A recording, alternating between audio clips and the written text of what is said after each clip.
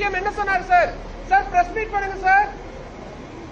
Sir முக்கியமான points page number 5ல இருக்கு my Lord. Sir madam Jayalalithaa வந்ததுக்கு யாருமே பிரஸ் மீட் பண்ணாம போனதில்ல sir. Don't break that legacy sir. Interesting point. வேற ஏதாவது பாயிண்ட்ஸ் இருக்கா? பேஜ் நம்பர் 7ல பாருங்க my Lord. Sir Sir, why are you not meeting with Rahul Gandhi, sir? Why are you not meeting with Rahul Gandhi? சின்னதா ஒரு question. ஜெயிச்சு கிட்டத்தட்ட ஒரு 1 month ஆக போகுதுல. இந்த 1 மந்த்ல ஒரே ஒரு ஓபன் பிரஸ் மீட் கொடுக்கிறதுக்கு துப்பு இருக்கா? அத பத்தி இப்போ பேச முடியாது. No comments. Thank you.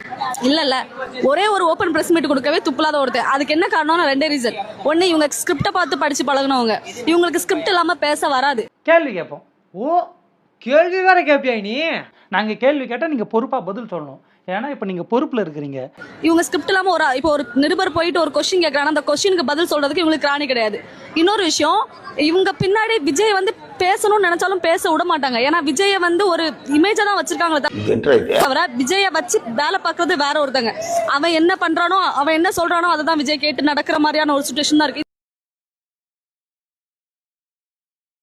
இதே மக்களுக்கு புரியல. சோ கண்டிப்பா விஜய் ஆட்சியில இருக்கும்போது கண்டிப்பா தமிழ்நாடு ரொம்ப கேவலமா தான் போகும். நாங்களே தன்னால எங்க தலையில நாங்களே மண்ணள்ளி போட்டுக்கணும். நல்லா ஆட்சியை நாங்க ஒதுக்கி வச்சுட்டு இன்னைக்கு கட்ட ஆட்சி எத்தனை வந்து நாங்க உட்கார வச்சிருக்கிறோம். மாற்றம் வேணும்னு சொல்லிட்டு எல்லாரும் ஓட்டு போட்டோம். பட் அந்த மாற்றம் இப்ப எப்படி இருக்கு? ஆப்ப தேடி நம்மளே ஏறி உட்காந்த மாதிரி இருக்கு. எனக்கு எப்படி சொல்றதே தெரியலண்ணா. ஒரு மாதிரியா நாருதுண்ணா, முட்டியில. பாலா, நீ தான் அட்ஜஸ்ட் பண்ணிக்கணும். இதுக்கெல்லாம் எப்படி அட்ஜஸ்ட் பண்ண முடியும்?